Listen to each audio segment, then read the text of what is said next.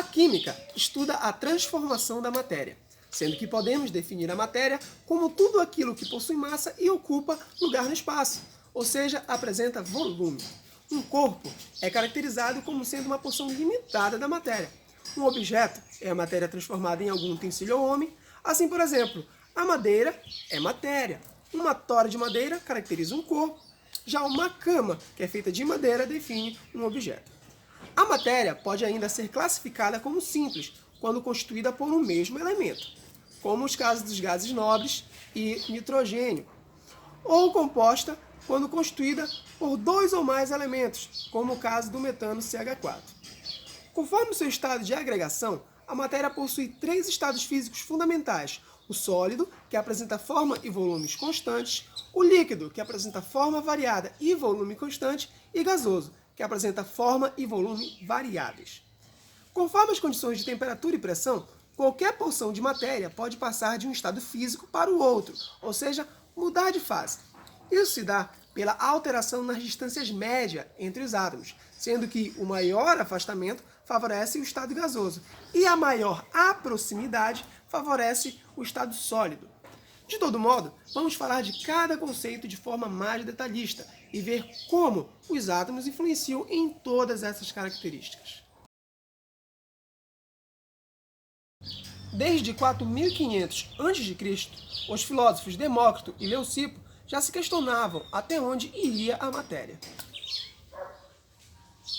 Como será a matéria? Até onde vai a matéria? O que será a matéria? O que forma a matéria? Não sei o que forma a matéria. Vamos descobrir. Já sei. Filosoficamente, chegaram à conclusão que uma das menores partes constituintes da matéria era o átomo, partícula indestrutível e indivisível. Séculos depois, outros protagonistas começaram a dar continuidade a esse estudo. Dalton, em 1808, com o modelo bola de bilhar, uma analogia à bola de sinuca. Thomson, em 1904, com o modelo pudim de passas.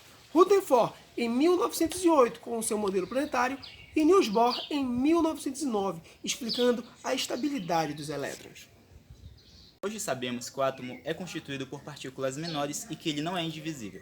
Essas partículas, conhecidas como prótons, nêutrons e elétrons, são as responsáveis pelas características das ligações químicas que formam a matéria.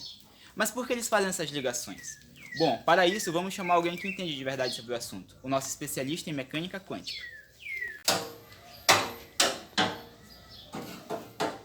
Mecânico? O vídeo, mecânico! Só um minuto.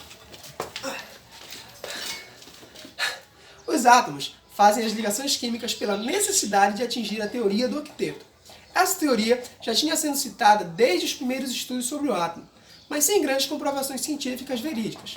A regra ou teoria do octeto diz que os átomos se comportam buscando atingir sua estabilidade quântica. Essa estabilidade se dá quando na última camada eletrônica estão dispostos 8 elétrons. Eles buscam essa quantidade específica de elétrons com o objetivo de assemelhar-se à configuração eletrônica dos gases nobres, que possuem 8 elétrons em sua camada de valência, não necessitando fazer ligações.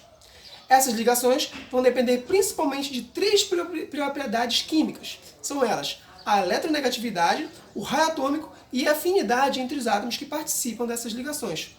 A partir destes minúsculos fenômenos é formada toda a matéria que existe à nossa volta, e você pode encontrar ela em vários estados físicos.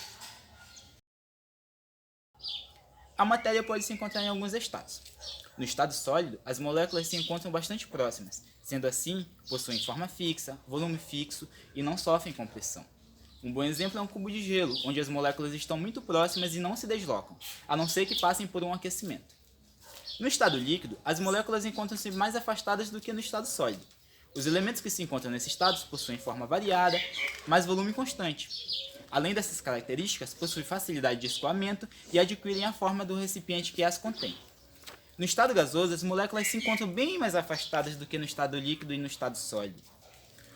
Se variarmos a pressão sobre um gás, podemos aumentar ou diminuir o volume dele. Assim, podemos dizer que ele sofre compressão e expansão facilmente. Os elementos gasosos também tomam a forma do recipiente que as contém. Esperamos que com esse vídeo vocês tenham entendido como as propriedades dos átomos, que são eletronegatividade, raio atômico e afinidade, podem influenciar nas propriedades da matéria.